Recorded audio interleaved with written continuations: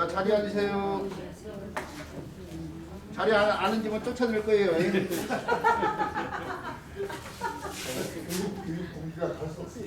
아, 말 맞춰하기 전에 위에 우리 자료 책에 보면은 위에 진돗개 그림 그려져 있잖아요. 네. 거기에 보면은 표기가 이것도 알고 넘어가야 돼. 진도견,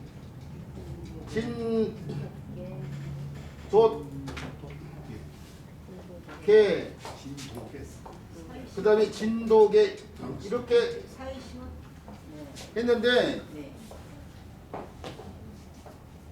제가 다른 책에도 이걸 표기를 이렇게 했더니 출판사에서 그 컴퓨터에 보면은 교정한 것이 있어요. 자동으로 교정하는 거. 자동으로 교정할 때 맞춤법이 틀리거나 그러면 빨간 줄이 이렇게 쳐져요. 지금 이 상태로 쓰면은 이게 빨간 줄이 이게 쳐져. 그래서 출판사 이거 빼버리더라고요. 근데 저는 지금 집에 있잖아요. 이것도 쓰여져 사실은. 컴퓨터에서 그게 잘못됐다고 입력되어 있는 상황이지만은 그게 아니에요. 요것과 요것은 같은 말이에요. 이게 다른 개념이냐면은 이 견이 한자고 이게 순우리말이잖아요. 한자는 두 마리 합쳐질 때 경음화되더라도 시옷을 안 묻혀.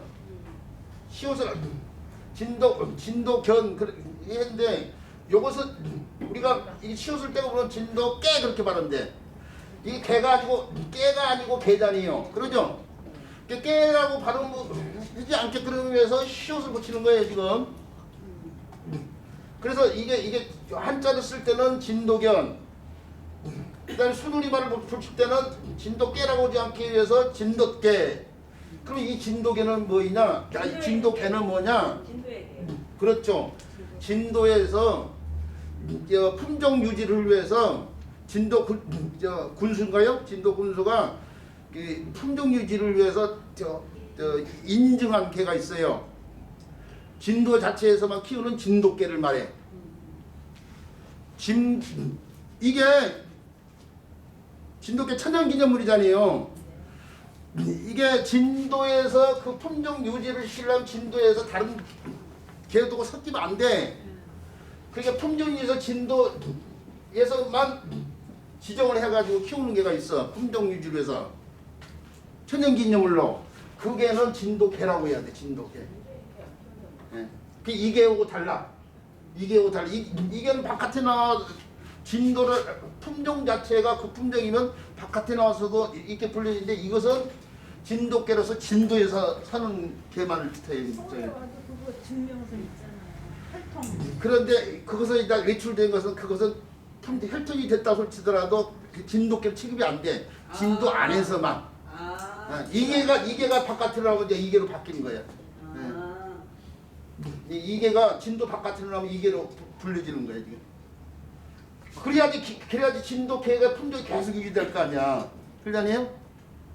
그 차이가 있는 거예요. 그래서 사실은 이것도 쓰는 말이에요, 사실은. 네네. 실질적으로. 근데 컴퓨터에서 이게 잘못된 말로 이것과 비교를 하면서 이 두 개만 놓고 비교를 하면서 이것은 옳고 이건 그러다 이런 것으로만 입각해가지고 자료를 수록해 놓은 거야. 그러다 보니 틀리게 나오는데 사실은 이것도 쓰는 말이에요, 쓰는 말. 그 진돗개는 그럼 이제 고유 명사고 진돗개는 일반 명사로 보여요. 그렇죠. 그렇게 생각해도 되고. 그까지 생각 안 해봤는데 그 말도 딱 적절한 말이겠네. 자, 요것은 일반 명사처럼 생각하고 일반 명사 보통 명사처럼 이것은 고유 명사처럼 생각을 해 이거예요. 이게 꼭 그걸 말을 지칭하는 거. 하여튼 그래서 그 제 책에는 그 세 가지가 다 그렇게 적혀져 있는 거예요. 네. 말맞자 살펴보는데요.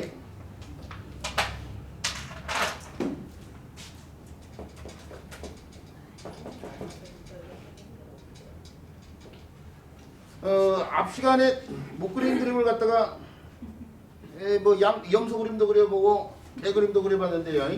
말 그림을 그려야 될 상황이 됐어요. 이제 또. 아이들을 가르치려면 그래야 돼요 사실은. 근데 이제 저는 이제 제가 안 그래도 실제로 안 그래도 우리 선생님 다 머릿속에 있으니까 자 그런데 말 그리는 그리기는 어렵고 이제 직접 문자로서 특징만 살펴서 설명해 보는데요. 말의 특징이 어디 있을까요? 그 깃털이요, 깃털. 그렇죠. 다른 동물한테 볼 수 없는 말갈기가 있죠. 말갈기. 그런데 말갈기 외에 또 다른 말갈기만 피우면 그게 갈기라는 뜻의 글자가 되지 말이 되는 뜻의 글자가 될 수 없잖아요. 근데 말의 다른 특징도 이렇게 표현해야 될 거 아니에요? 그 다른 특징 우리가 생각해보자. 이게 그것도 어디 책에 나온 거 아니에요. 제가 뭐 이제 생각해서 다 제 책에다 써놓고 지금 이렇게 말씀을 드리고 있는데 말의 특징이 또 다른 특징을 생각해보자니까 그 특징이 뭐가 있을까? 꼬리, 예. 꼬리. 그다음에 다리. 꼬리, 다리. 그렇죠. 자, 그러니까 제가 머리 부분만 일단 놓고 머리 부분에서 또 다른 특징이 뭐냐면은 말이 초식 동물이에요. 그리고 우리 학교 다니면서 말의 진화 과정 배웠을 거예요. 말이 최초의 말은 있죠. 오늘날 현생의 말은 에쿠스 있죠. 자동차 이름 에쿠스. 거기서부터 출발했는데 오늘날 현생의 말이고 그 이제는 진화되면서 개부터 작은 것이 쭉쭉 커진 거예요. 그래서 오늘날처럼 커진 것이 이제 에쿠스부터예요. 차 이름. 근데 이 개처럼 작을 때는 맹수한테 더 잡혀먹기 쉬웠을 거 아니에요. 안 잡혀먹으려면 어떻게 해야 돼요? 생존을 위해서 잘 살펴야 돼. 다가리 부분. 눈이 커. 눈이 말눈. 그럼 뭐가 크다니요. 초식동물 가운데 초식동물로서 포유동물로서 눈이 가장 큰 게 말이야. 육상동물. 포유류 가운데 눈이 가장 큰 동물이 말이라니까요. 우리 지금 책에 보세요. 우리 책에 각골문 근문 보세요. 근문 보면 눈이 동그랗게 들어가 있잖아. 그러죠? 네. 사실은 먼저 설명부터 했는데 사실은 이렇게 각골문에 보면 이렇게 표현인데 이게 눈이요. 이게 눈. 요거 눈이야. 이거 눈. 그 눈을 소전에 근문에서 이렇게 하고 눈동자까지 이렇게 표현해 놨잖아요. 이렇게. 그러냐니요? 그러니까 말갈기 외에 말의 특징이 말갈기 외에 일단 머리 부분이 길다란 얼굴. 길다란 얼굴. 이렇게 길다란 얼굴. 길다란 얼굴. 머리 길다란. 그 다음에 큰 눈. 길다란. 이게 말의 특징을 한마디 형용사로 표현하면은 길다야 길다. 말의 특징을 한마디 형용사로 표현한다고 치면 길다라니까 길다. 길다인데 긴 머리. 대가리 부분이요. 긴 대가리. 그 다음에 꼬리도 마찬가지예요. 꼬리도 쓰는데 긴 꼬리. 긴 몸체. 긴 다리. 이게 다 말의 특징이야. 그보다 추가가 돼서 갈기와 큰 눈이야. 큰 눈. 갈기와 큰 눈. 이걸 다 문자로 담았다고 생각해야 돼. 갈기와 큰 눈과 긴 대가리와 긴 꼬리와 긴 몸체와 긴 다리. 몸체와 긴 다리. 이걸 다 문자로 담았다고 생각해야 돼. 그래서 표현된 게 각골문이 긴 대가리가 이렇게 표현이 됐고 그 다음에 큰 눈이 이렇게 표현됐고 그 다음에 몸체를 표현했는데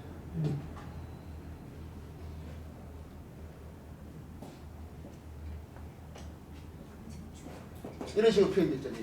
그렇죠? 여기에 뭐 어떻게 돼요? 갈기 빼놨네. 이게 각골문의 형태더니 그게 하나 더 추가하면은 발구까지 있어요. 발구까지 더 디테일. 이게 생각보다 디테일이 말맞자를 펴는 거야 지금 있는 사람이.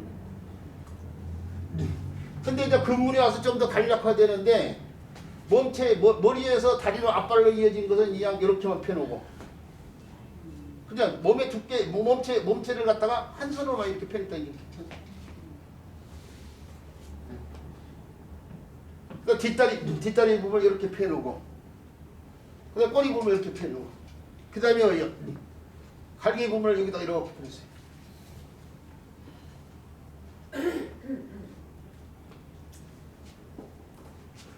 그것이 이제 소전에 와서 우리가 오늘날 쓰는 것과 거의 비슷하게 쓰는데, 소전에 보면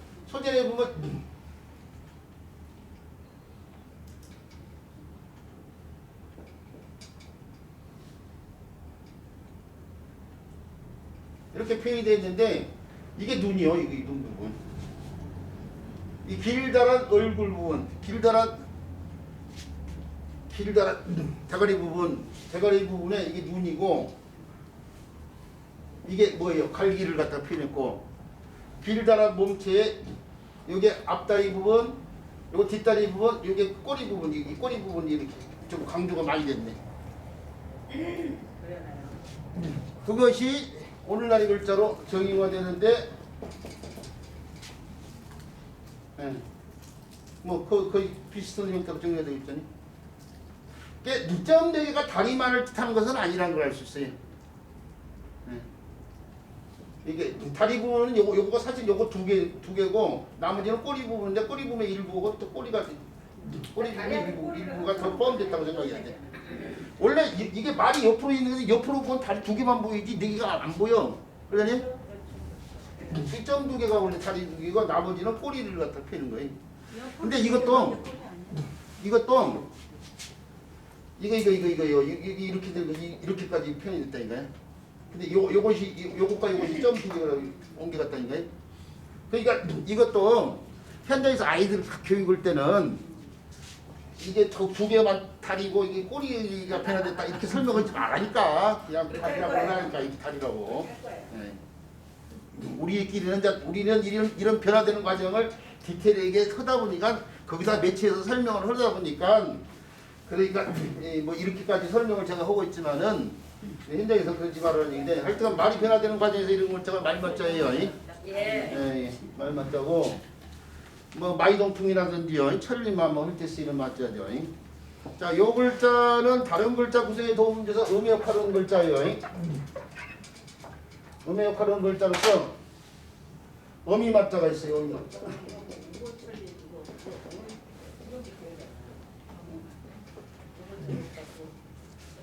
한자가 청동기 시대와 괴를 같이 하는데요. 그 청동기 시대 이전에는 석기 시대 아니에요? 신석기 시대, 구석기 시대. 그리고 더 이전으로 거슬러 올라가면 한때는 목권 시대였어요. 엄마 중심의 시대. 그 흔적들이 좀 남아 있었던 거예요. 그러니까 청동기 시대에도. 그래서 요 글자가 마마 할 때 쓰는 글자냐, 상감마마, 아바마마, 어마마마 할 때 쓰는 극존칭의 말에다 이 마마자를 갖다가 계진열자가 붙어 있는데도 이거요. 이 글자를 쓰고 있는 거예요. 이 마마가 상감마마, 아바마마, 어마마마 할 때 신분이 높은 사람들 극존칭으로 쓴다고 했죠.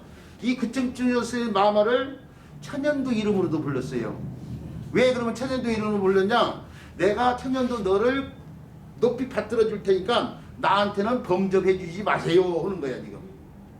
내가 당신을 천연도 너를 높이 대접을 할 테니까 나한테는 오지 말라, 이런 의미로 천연도를 마마라고 했어. 그래서 옛날 천연도 그리면 꼭 흔적을 하나씩 남긴다고 그래요. 눈썹 밑에다라도. 그게 마마 자국 아니에요. 그러죠? 천연도 자국. 예. 그때 마마 자국의 마마가 바로 이거예요. 네. 자, 그 다음에 마자로서 이거 만호 마자예요. 뭐 이거 저 한복 입으신 분들 단추에 사용되죠. 예. 나무 진액에 땅속에서 오랫동안 있으면은 이게 단단한 결정체가 돼요. 옥처럼. 그 영롱한 빛깔을 뜨는데 그게 이제 만호라는 거이거든요. 그게 옥처럼 여기기 때문에 구슬옥의 원래 형태를 갖다 붙여가지고요. 만호 맞자. 그 다음에 그물망자가 달라붙어가지고 이렇게 쓰면은 음이 밖에서 매로 쓰여요. 음이 추가돼요. 이 음이 추가해요. 그물 그래 그물이라는 게 제약시킨 거예요. 제약시켰다 이거예요. 나쁜 사람은 제약을 시켰어. 뭐래서 욕을 해가지고 나쁜 사람으로 매도를 하는 거죠. 아니? 매도하다 할 때 나를 그런 식으로 매도하지 마 할 때 쓰는 욕할 몇자인데 제재를 했다 이게 얼거맸다니까요. 그물에다가 얼거맸듯이. 그래서 매도하다 할 때 쓰는 몇자 욕할 몇자에 말맞자가 음역하는다는 사실을 알고 계시고요. 그 다음에 글자로 넘어갈게요. 교수님 저기 저 교수님 좀 이렇게 역할을 하는 걸 해주시는 게 보기 딱 적당하긴 한데 네. 가끔 제가 이렇게 다른분한테 설명할 때 보면은 말맞자가 이렇게 발음 역할을 하지 않고 숫자로 쓰이면서 말의 중요한 특징을 나타내는 그런 글자들이 많이 있지 않습니까? 그런 글자를 좀 설명해 주는 게 그게 이제 자의적으로 이제 풀이가 되는 상황이고 그렇게 하려고 치면 끝도 끝도 없어져 버려요. 그래서 수업이라는 게 제 수업이 좀 조금 문제점이 하나 가면 자꾸 늦어지는데 그걸까지 포함시켜서 하면은 너 수업이 늘어지고 그래서 그것과 관련된 이 패턴으로 갔을 때 그것과 관련된 그 글자를 할 때 하면 되는 거이고 그리고 거기다 덧붙여서 말씀을 드리는데 제가 하는 한자 교육은 한자만을 알기 위해서가 아니고 한자를 알기 위해서 하는데 저는 우리나라 사람들이 한자를 하는 이게 한문을 하기 위해서 도구로서 한자를 생각하는 사람이 아닌데 대부분 저는 국어의 도구로 생각해서 한자를 배우고 있어요. 우리말의 70%가 56% 정도가 한자어고 그 다음에 펜통이라든지 펜통의 통통자는 한자예요. 이런 말들 혼용을 하고 혼용 깽어고 아니 깽패 이제 저 무리 패자 써서 그러니까 깡통의 통자도 한자고 깡패의 패자도 한자니까 이것도 한자하고 관련돼 있어요. 이런 혼용어들이 한 17%인가 그렇게 되는 것으로 알고 있는데 두 개 합치면은 70% 정도가 돼요. 그러니까 우리말이 국어사전에 들어가 있는 70% 정도 한자하고 관계되지 않을 수가 없어요. 근데 저는 그 우리말의 70%가 되는 국어에 초점을 맞춰서 한자 교육을 하고 있어요. 그래서 쓸 때도 이런 거 쓸 때도 매도 올 때 쓰이는 매자다, 만어의 맞자다, 아마마마 할 때 쓰이는 맞자다. 그게 우리가 일상생활에서 통용되는 말이지 문장이 아니에요. 문장 속에서 쓰이지는 그걸 놓고 설명하지 않잖아요. 그러니까 제가 얘기하는 건 국어예요. 국어. 이게 우리나라가 교육용 한자가 1800자가 정해져 있잖아요. 1800자가 정해져 있는데 이 1800자가 사실은요 한문 교육용이에요. 한문 교육용. 그래서 안 쓰이는 그 글자 이런 글자들이 교육용 한자에 들어가 있어. 우리가 일상 어느 생활 속에 국어에 익히 쓰이는 어휘 속에 포함되지 않은 이런 글자들이 들어가 있거든요. 암암자 이런 글자는 빠졌어요. 암암자, 대포포자 이런 글자들은 이게 문제예요 지금. 우리나라 한자 교육은 있죠. 바꿔야 돼 지금. 패턴을 국어 교육용으로 가야 돼. 일본은 국어 시간에 한자 배우고 있어요. 이게 한자가 한문을 한 사람의 도구로만 생각해버리면 있죠. 자, 교육용 한자가 중고등학생들한테 배우게 되는데 중고등학생들이 나중에 더 진학을 해야지 대학교 가는데 대학교 가서 한문과 관련된 것들인데 우리나라에서 지금 작년에 대학 수학연 시험에 한문 선택한 아이들이 몇 명인 줄 알아요? 1048명밖에 안 돼. 40만 명이 넘은 가운데. 그러니까 1000명 정도를 위한 한자 교육인 거야 지금. 1000명 정도를 위한 교육용 한자인 거야 지금 이게. 이게 문제예요 지금. 근데 그걸 바꾸려고 하지를 않아. 그걸 지적해가지고 한자 교육인 사람들이 한문을 주도한 사람들이 한자를 지금 교육하고 있으니까 그 사람들이 그 기득권을 놓으려고 하지를 않아. 근데 우리나라 한자 교육 살아나려면 있죠. 한문을 위한 교육이 아니라 국어를 위한 교육이 돼야 돼요 지금 사실은. 그래야지 우리말 이제 문해력도 뛰어나게 되고 문해력이 문제가 바로 그거예요 지금. 그래서 저는 30년부터 한자 교육을 국어 교육에다 초점을 맞춰서 하고 있는데 제 수업 패턴도 그게 맞춰져 있어요 사실은. 그래서 간혹가다 우리 선생님들 문장 공부하신 분들이 문장에서 쓰이지는 한자를 얘기하는데 그걸 배제시키는 이유가 저는 국어 교육에는 소용이 없다 이거야. 그 배제시키는 거예요. 거기다 초점 맞춘다는 사실을 알고 이제 그 점을 알고 제 수업에 또 임해 주셔야 돼요. 예. 자, 그렇다는 얘기고요. 그 다음에 배워야 될 글자예요. 네.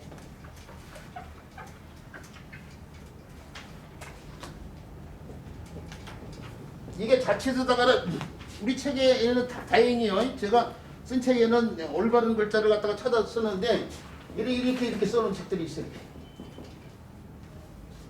이렇게 이런 글씨체로 표현된 경우도 있어요. 이게 색이 하나 더 많은 거죠. 이렇게요. 견줄빛자를 이렇게 쓰지 않고 이런 글씨체로 써놓은 데가 많아요. 근데 한자를 모르는 사람들은 쓰인 그대로 따라갈 수밖에 없어. 이렇게 써놓으면 이렇게 따라가는 거야. 핵은 하나 더. 이 글자가 오면 그럼 다 7비자 이런 글자, 7비자 이런 글자, 7비자를 이렇게 써놓으면 7비자 부수세개를 찾으면 이 글자가 손수자가 밝힌 글자 손수자에다가 나머지 부수세개 총액을 갖다가 나머지 핵을 갖다가 핵수를 따지는데 하나 둘 셋 넷 다섯 5핵으로 가서 찾아라고 얘기해요. 5핵 이렇게 써놓으면 5핵이잖아요. 이게 5핵 이게 4핵이고 그러잖아요. 이거로서 5핵으로 쓰는데 숫자 5핵 해가지고 7비자 아무리 천년만 년 찾아도 안 나와. 글자는 5핵으로 써놨지만 어떻게 돼요? 4핵의 글자거든 이게.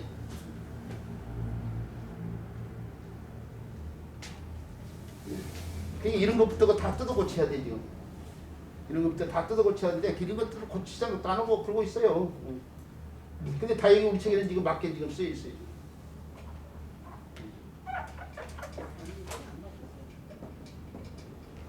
자, 이 두 글자 합쳐져 있는데 이 글자는 두 사람을 나란히 천 두 사람 갖다 펴는 거예요. 나란히 천. 원래 반대로도 펴야 되는데 반대로는 조출정자로 바뀌어 쓰이고 이 글자는 이제 두 사람을 견준다는 뜻의 견줄 글자가 이제 돼 있죠. 그럼 서로 나눠진 거예요. 두 사람을 표현했는데 한 글자는 조출정자가 되고 한 글자는 두 사람을 견준다고 해서 견줄 글자가 됩니다.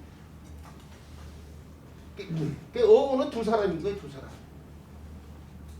그 다음에 이게 신백이라고 하는 글자인데 고백, 독백, 방백에서처럼 이게 현장 소장 백을 때처럼요.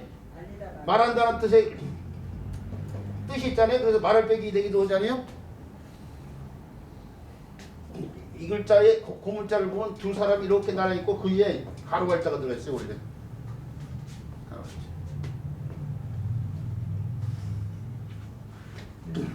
이게 원래 가로할자인데 가로할자가 우리가 가로할이 흔히 바꿔서 말할왈에도 많이 얘기하는데요. 물론 가로할이라고 분명히 얘기하고 있죠. 가로가 말하다의 의미가 있으니까 그러니까 두 개 다 말하다의 의미예요. 지금 흰백자도 말하다 가로할자도 말하다 의미. 두 사람이 서로 함께 뭐 말하고 있는 거예요. 지금 두 사람 다 함께 말하고 있어요. 그래서 이게 원래는 두 사람 다 함께 말하고 있다고 해서 여기서 정의가 돼서 나중에 흰벽자로 바뀌어가지고 원래 이렇게 쓰고 있지만 이게 함께라는 뜻의 글자예요. 함께. 두 사람 다 함께 얘기한다고 함께라는 뜻의 글자인데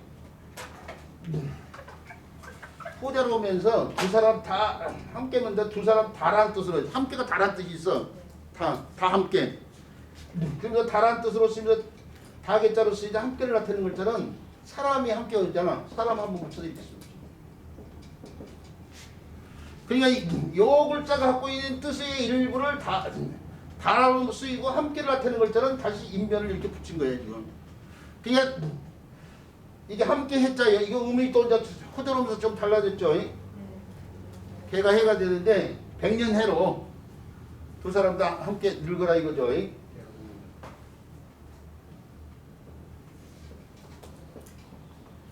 여기서 분화돼 나온 글자예요. 이 글자 갖고 있는 뜻을 이 글자도 원래 갖고 있었지만은 다른 뜻으로 더 많이 쓰다 보니까 함께를 나타내는 글자는 인변을 붙여서 원래 이렇게 쓰고 있다 이거죠. 백년 해로 올 때 쓰인 글자 되게 해로 동일. 해로 동일 안 하고 그런 말도 많이 해요. 여자분들 그런 말도 많이 하는데 특히 저희 어머니도 저희 아버지 살아생전에 같이 묻지 말라고 했는데 아버지 돌아가시니까 관 앞에서 죽어서 제사에 다시 봅시다 하더라니까 뭐. 그래요? 그리고 우리가 백년해로라는 말이 참 어폐가 있는 말이 백년을 함께 늙을 수 있는 게 결혼해가지고 백년을 해를 하면 결혼을 해야 되는 거 아니야 지금. 근데 어떻게 100년을 사냐고. 이게 이제 많다라는 의미죠. 이게 많다는 얘기고 실질적으로 100년이라는 방법은 딱 하나가 있어. 죽어서 같이 묻으면 100년 해로가 되는 거예요. 천년 만년이 그렇죠. 예. 자, 그 다음에 이렇게 쓰이는 글자도 개자가 해로 바뀌면서 나무 목자가 달라붙이고 나무 이름 해하는 글자예요. 이렇게 구체적인 나무 이름으로 안 쓰이는 것이 말씀드렸죠. 옛날에는 학문적으로 체계가 세워지지 않는 시대이다 보니까 이렇게 이건 무슨 나무 이건 무슨 나무 이렇게 분명히 구분짓지 않았던 시대가 있었던 거예요. 두리뭉실하게 이렇게 부르다 보니까 그냥 통칭하는 명칭으로 이렇게 나무 이름 해오고 있는데 요 나무는 저 공목과 관련된 나무라고 하는 거예요. 공목. 그렇죠. 공자 무덤에 가면은 심어진 나무가 공목인데 쉬는 시간에 우리 선생님 한 분한테 우리 저 옛날에 제가 외국 여행을 딱 한 번 나가봤어요. 우리 선생님들 덕분에 우리 선생님들이 제가 바깥 세상 바라보는 알세봤다 보니까 뭐 계획을 해가지고 함께 가자고 해서 그 덕분에요. 뭐 공자하고 관련된 곡부도 갔다 오고 맹자하고 관련된 유적지 특히 태산도 갔다 오고요. 딱 세 간데 공자 유적지, 맹자 유적지 그다음에 태산 이 세 간데를 갔다 온 좋은 경험을 했는데 그 공자 무덤에 가는 길에 보면은 이렇게 비석이 하나 놓여 있는데 직접 눈으로 봤죠. 그 비석에 글자가 생각이 안 나가지고 쉬는 시간 찾았더니 자공, 수, 손수 이게 수가 손수라는 뜻이 있어요. 수식해 이렇게 써놓은 비석이 하나가 있어. 그리고 그 뒤에 보면 고목이 내가 말라 죽은 나무야. 말라 죽었는데 이제 의미가 있는 게 이게 논어에서 나무 의미가 있는 나무니까 그대로 이렇게 기념비를 이렇게 써놨는데 그 나무 자공이 심었던 그 나무 이 공목골 이게 공자의 정신을 예? 그 나무 이름이 뭐라고? 그게 공목이라니까 공목이라고 불러요. 흔히 구체적인 명칭이 없이 그냥 공목이라고 불러요. 그러니까 구체적인 이름을 쓴 나무 이름이라고 뜻을 표기하지 않았을 거 아니에요. 다르다. 예. 그런데 이 나무가 공자의 표상을 정신적인 표상을 나타내는 나무라고 그렇게 얘기하거든요. 우리가 그래서 정신적인 표상을 나타내기 때문에 본목이 모범 이런 뜻이 있어요. 이 나무 이름 자체가 갖고 있는 의미가 본보기가 될 나무, 뭐 모범 뭐 이런 의미가 있기 때문에 그래서 본보기가 되는 글자 서체에서 본보기가 되는 서체 해서 틀이 바른 형태 발을 해자라고 부르는 건데 바른 형태의 글자를 흔히 해서라고 치고 부르는데 그 해서의 해자가 바로 이거죠.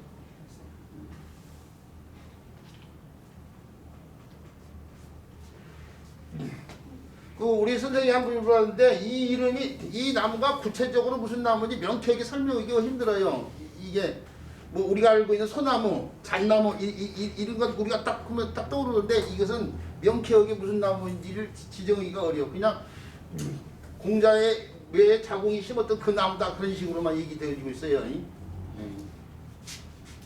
그러니까 호선 나무들이 없나 봐요.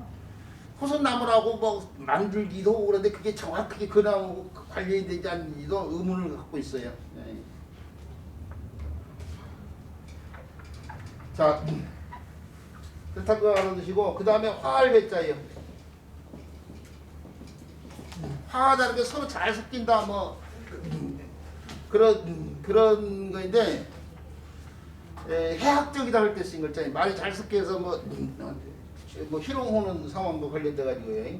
화할배.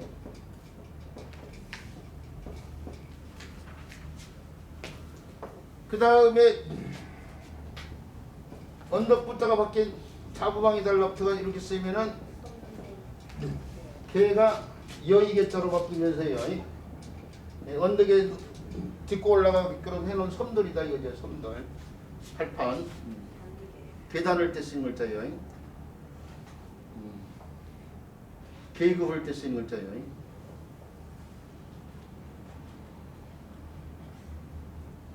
자, 이런 데서 음의 역할을 하는 글자가 가계라는 글자는 알아두시고요.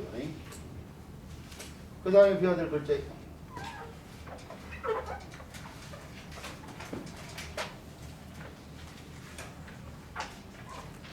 그 다음에 배워야 될 글자는 나눌별이라는 글자.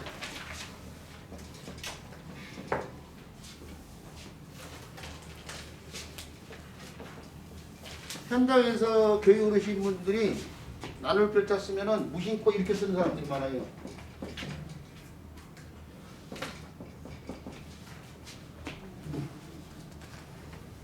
그러니까 이렇게 쓰는데 차이점이 그거 아니에요 지금?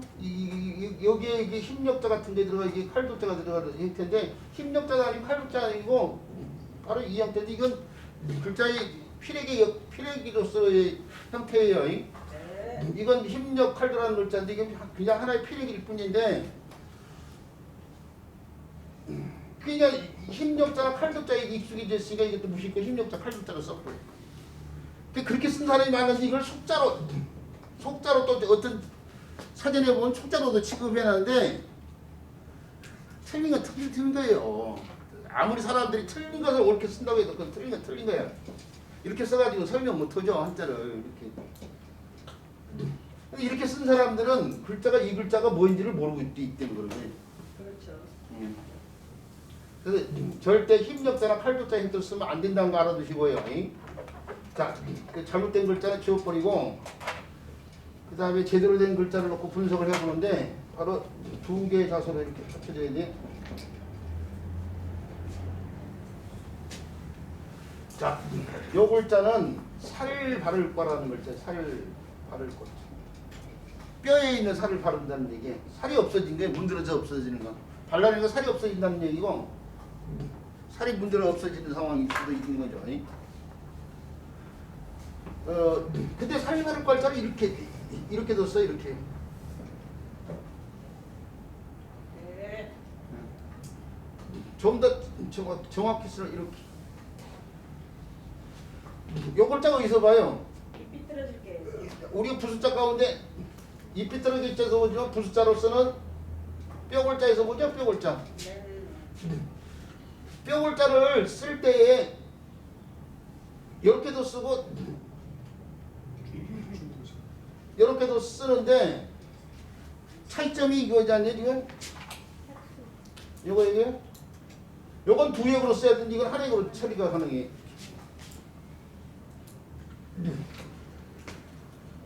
한자문학과의 대표적인 나라가 우리나라하고 중국, 일본이잖아요. 중국에서는 이렇게 써. 우리 선생님들이 이제 이렇게까지 디테일하게 중국 공부시던 이렇게까지 신경 안 쓰고 우리 이렇게 쓰나 같은 글자를 보니까 신경 안 쓰고 있었지만은 인쇄 매체에서는 이렇게 중국에서 이렇게 써. 근데 그거 알아야겠더라고요. 꼬마들은 그런 거 물어보세요. 아 그래요? 그럼요. 그래 그러면 설명 잘하고 있네. 네. 이거 한국어고 일본에서 이렇게 써. 어떤 게 맞냐고 아. 물어봐.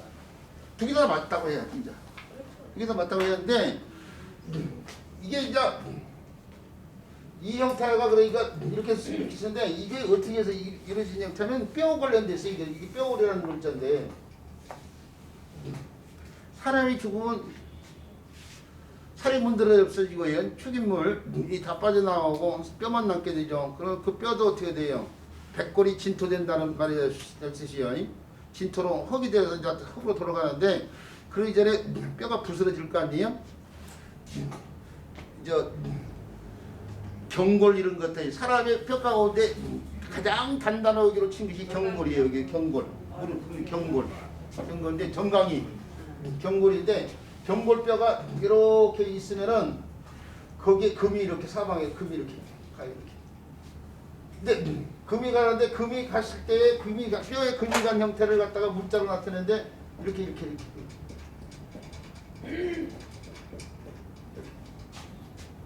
근데 금이 간 방향이 다를 수도 있어요. 이렇게 반대 방향으로 이렇게. 그러면은 요 형태에서는 정의화된 형태가 요 형태에서는 정의화된 형태가 이렇게 막 이렇게 되는 거 이거 요것이 이렇게 되는 거 이거. 요 형태에서는 요거 보면 이렇게 가지고 이렇게 되는 거니까 요 형태가 되는 거죠 이렇게. 금이 방향에 금이 간 방향에 따라서 다른 것뿐이야. 요것이 이렇게 바뀐다 이렇게.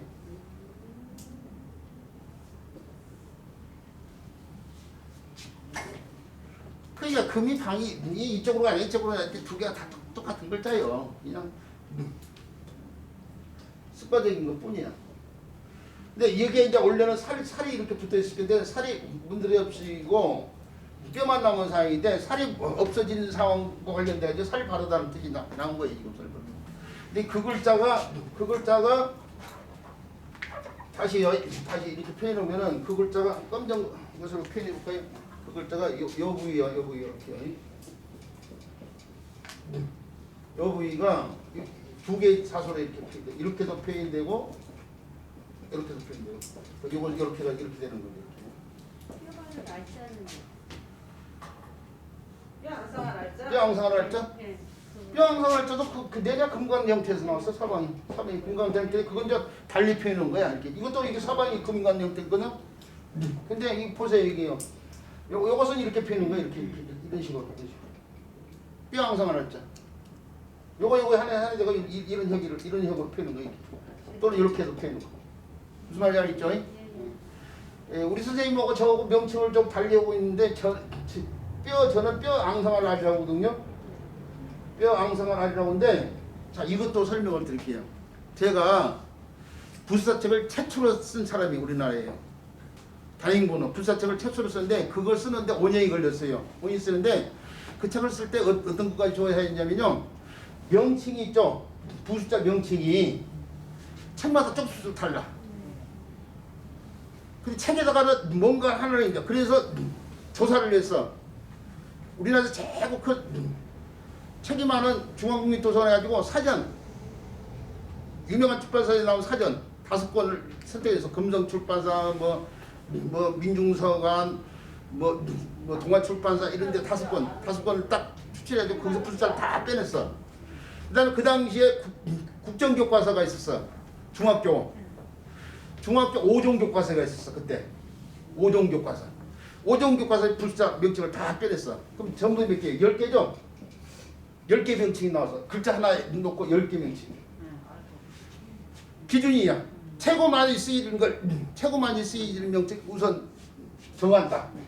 논문을 썼어 이게. 부숫자 명칭을 어떻게 표기했냐를 고민을 하면서 논문을 하나 썼어요. 논문. 그래가지고 그 당시에 국립중앙도에서 석박사 논문 공부한 동기들이 있고 선배들이 있는데 그분들 앞에서 발표를 했어요. 논문을 써가지고. 그래가지고 그 논문을 발표하고 서로 토론하고 해가지고 정해진 214개의 명칭이 제 책에 그대로 들어간 거예요. 그 책 참고되는 자료, 책 같은 거 자료를 그 책에도 실어놨어. 불사 책에도. 그래서 제 명칭은 제 마음대로 한 것이 아니고 그런 연구에 따라서 정해진 명칭이기 때문에 어떤 명칭보다 객관적인 명칭이야. 그 점을 알아야 돼. 그래서 제가 쓴 책에서 근데 그거 후대 오면서 그렇게 정했는데도 불구하고 이건 정말 아니다 한 건 좀 바꾼 것이 있어. 주사력자를 말뚝이기로 바꿨다거나 뭐 이런 것들이 몇 개가 있는데 처음에 그렇게 정했어요. 그래서 모든 명칭을 하나의 한자가 여러 가지 뜻이 있으니까 그 여러 가지 뜻을 다 제가 설명한 대로 따라오라고 하지는 않을 거예요. 그런데 다만 제가 하는 명칭은 이렇게 합리적인 객관적인 데이터에 따라서 지칭한 명칭이라는 것을 만큼은 알아뒀으면 좋겠다 이거예요. 자, 그렇다는 얘기고 책 쓰는 일이 그렇게 쉬운 일이 아니에요. 그런 것까지 다 신경 쓰면서 하니까. 그래서 이렇게도 쓰고 이렇게도 쓰이는데 같은 글자 이게 같은 글자. 그래서 나눌 별자를 사실은 설문에 대해서는 이 글자로 이렇게 표기했어요. 이 글자로 이렇게 표기했어요. 네, 이 글자로 기록했고 종화 살바를 꽂자 종 소로 이렇게 풀렸는데 이게 이제 형성자가 있죠. 해자로 이제 이것의 뜻을 따랐고 이것의 뜻을 따랐다 그 얘기 돼요. 해자로 풀린 거예요. 근데 틀리지는 않아요. 이 칼로 이 발라냈다 이게 나눠냈다 이죠. 이 살바를 위해서 뼈 같은 걸 나눠냈다 이 얘기죠. 자, 그런데 이 살바를 자가 여기서는 뜻의 영향을 주지만 음의 역할하는 글자가 한 글자가 있어. 음의 역할하는 글자. 그게 뭐냐 파리 글자. 이 글자도 이렇게 잘못 쓰는 사람들이 너무 많아. 글자를 정확히 안 배우거든. 이게 요렇게 써야 될 글자를 이렇게 쓰는 사람들이 엄청나게 많은데 그것도 한자를 가르치는 사람들이 이렇게 써요. 근데 그 사람들이 이걸 제대로 설명하지 않겠다는 얘기야 지금. 그 서해하는 사람들이 그렇게 많이 씁니다. 그러니까 그러니까 서유신 분도 한자부터 배워야 된다니까. 차원 공부부터 해야 된다니까. 이게 분명히 이렇게 틀려요. 반드시 이렇게 써줘야 되는데 이 살바를 과자가 괴로 바뀌게 괴. 바가 괴가 돼. 전설모이 이 몸으로 바뀌는 거죠. 그러면서 손짓을 해가지고 이게 속이는 거야. 이렇게. 손장난이가 속이는 거야. 속이는. 그래서 아가 이리 와라 사탕 사준다 하고 데리고 가는 상황. 꾀에서 데리고 가는 상황. 유괴한다 이게 유괴범. 유괴할 때 쓰는 괴자가 살바를 화자가 음역 활자고 이 살바를 화자가요.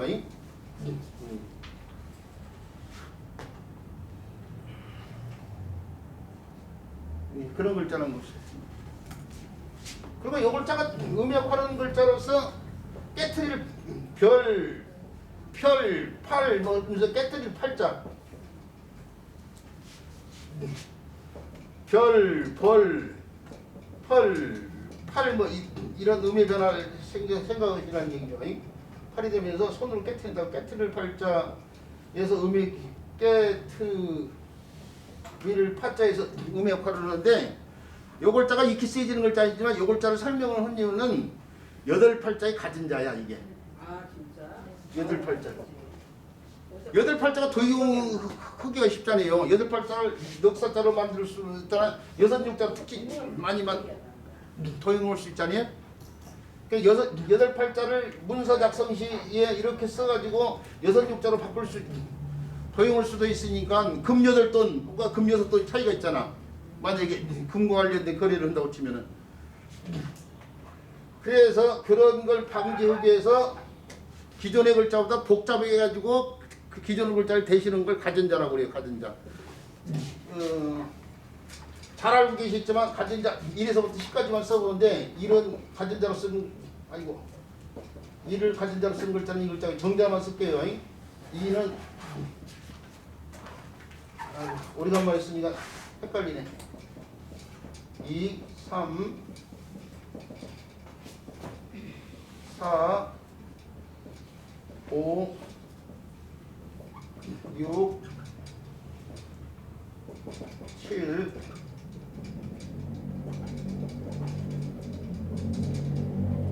이게 8, 9, 10. 이 가전자예요. 한일자, 두일자, 석삼자 이걸 대신하는 글자다. 이게 가전자예요.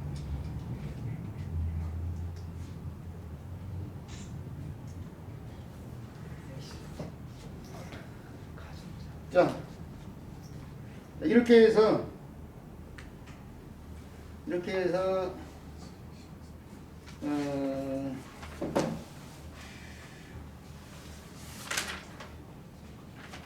이정표 제7장인가요? 네, 이정표 제7장이에요. 7장에 신출한자를 다 살펴봤는데요. 문장 풀이가 나왔네요. 자, 문장 쉬었다가 하시죠. 풀이는 그래요. 쉬었다고 하기로 할게요. 그러면. 흑감학까지 고민하고 있었거든. 시간이 뭐 해가지고 이거 쉬는 시간을 못 치지 않나 싶기도 하고.